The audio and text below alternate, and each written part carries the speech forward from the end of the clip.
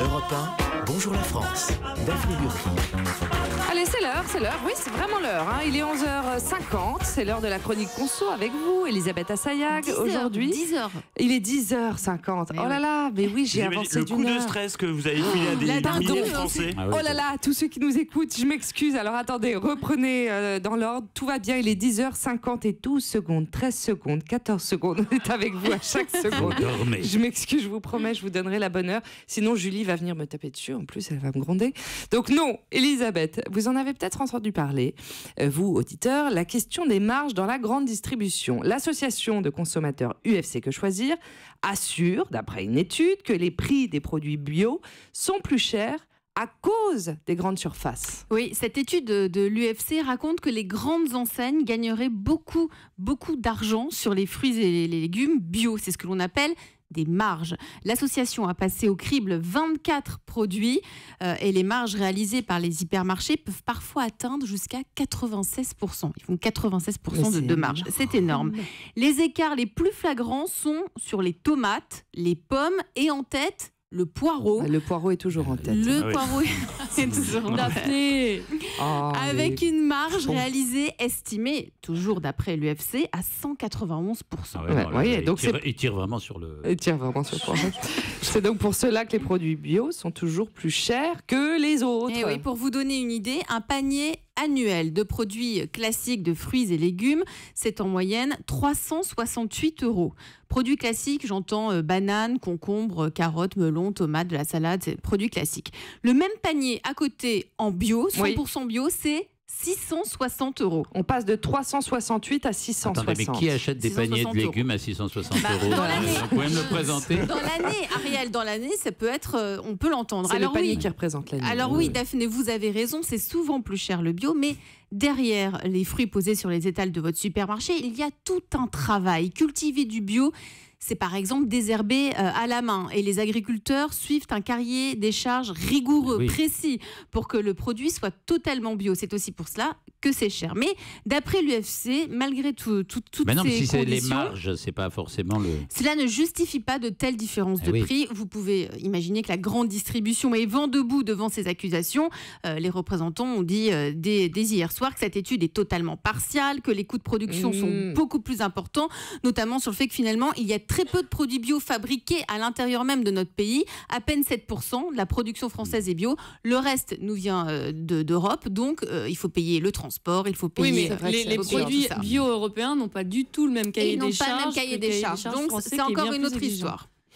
On va faire un petit test. Je pensais qu'il y avait des normes européennes, moi, mais bon, enfin, je sais pas. Non, absolument pas. Chacun travaille un peu comme il Mathilde, vous témoignez parce que vous y connaissez un peu. Oui, mon père est producteur de bio, avec ma sœur aussi, mais donc le cahier des charges français est très exigeant, parce qu'on ne demandera pas la même chose à un pays européen où les normes sont plus légères. Et c'est la même chose pour mon père aussi, qui a des terres agricoles bio, c'est extrêmement compliqué. Je voudrais apporter mon témoignage, puisque mon père, lui, n'est pas agriculteur. Oui, mais bon, voilà, il se trouve que dans l'équipe de Bonjour la France, nous avons des parents agriculteurs.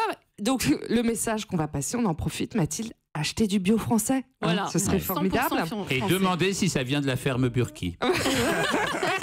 Ou la ferme Terrier. Voilà. On va faire un petit test Cali avec vous, Elisabeth et Bertrand. Bertrand va vous bander les yeux, parce que ça nous fait plaisir. On va réaliser le fantasme peut-être d'autres gens. Alors, Bertrand, allez, on vous bande les yeux. Comment on fait? Alors, vous avez les yeux bandés. Il a les yeux bandés par le monsieur au chapeau. Voilà, ça devient étrange, cette émission. Vous pouvez regarder sur le live vidéo. Alors, je vous ai apporté 3 sortes de tomates différentes que j'ai achetées. Il y en a une que j'ai achetée dans un supermarché de quartier, une que j'ai achetée chez un discounter, donc dans un supermarché où les prix sont bas, et l'autre dans un hypermarché classique présent dans toutes les villes de France. D'accord. Je vous propose de goûter, Bertrand. Il va falloir guider Bertrand, parce qu'il ne voit pas grand-chose. Elisabeth, on m'a bandé les yeux parce que vous pensez que je connais tellement bien la tomate que je peux reconnaître d'où elle vient à l'œil nu. C'est vrai que c'est complètement couillon, cette histoire. C'est vrai que vous avez bandé les yeux. Il y en a bien une qui vient d'un discounter. C'est ça? Vous avez une assurance d'essai ou pas? Vous avez pensé à... Non, mais c'est important. C'est débile, les yeux bandés. Je ne sais pas, on veut Allez, être sûr que le test... On dit un test à l'aveugle. Elisabeth, vous avez bu aujourd'hui, Elisabeth. Très bien. Je ne vous connais pas encore bien, Elisabeth Assayag. Moi, on m'a dit, il faut travailler avec Elisabeth Assayag, elle est formidable. Elle a picolé ce matin, c'est pas possible. Alors, Bertrand a Celle-ci, goûté la première oui, tomate. Ça, c'est de la tomate. Ça, c'est de la Elisabeth, tomate. ne s'est vous pas foutue plaît de ma gueule. Non, elle est très goûtue. Un petit peu sucrée, j'aime beaucoup. Très bien, la deuxième, la on y va. deuxième, Allez, allez. on enchaîne, on y va. Oh là On là. enfile de la tomate, on la gobe la tomate. La deuxième, elle est comment?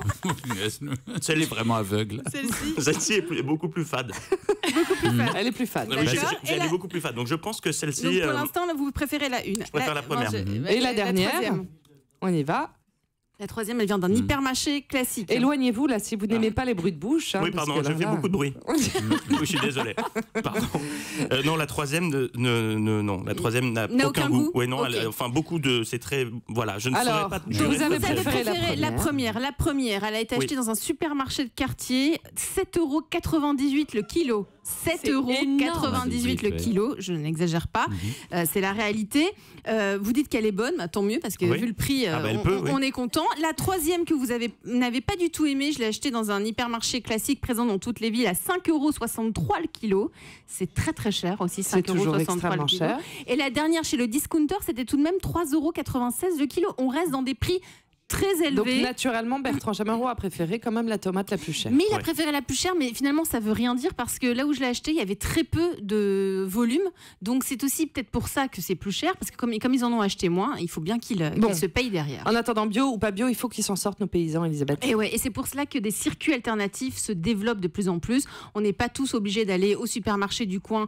Si on prend un peu le temps, si on regarde un peu ce qu'il y a autour de nous, savez-vous que la moitié des agriculteurs ont gagné moins de 354 € par mois l'année dernière. 354 € par mois. C'est incroyable. Vous imaginez bien qu'avec ce revenu, il faut avoir des idées, il faut être inventif. Bien sûr. Mais paradoxalement, les agriculteurs bio apparemment gagnent un peu mieux leur vie que les agriculteurs traditionnels ou même Disons qu'il y a de Non, la pas demande, forcément, mais non. c'est pas évident.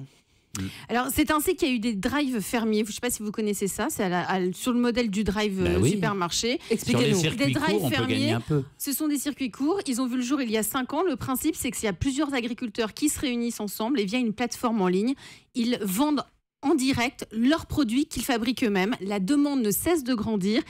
Ça concerne surtout des familles qui ont envie de manger plus sainement, qui n'ont pas envie de fournir un salaire quand ils font leurs courses. Et c'est comme ça que ça permet de diversifier les revenus de nos agriculteurs. Très bien, merci beaucoup Elisabeth. Merci de nous avoir éclairé sur cette histoire de marge délirante que se font les supermarchés sur le bio. Europe 1.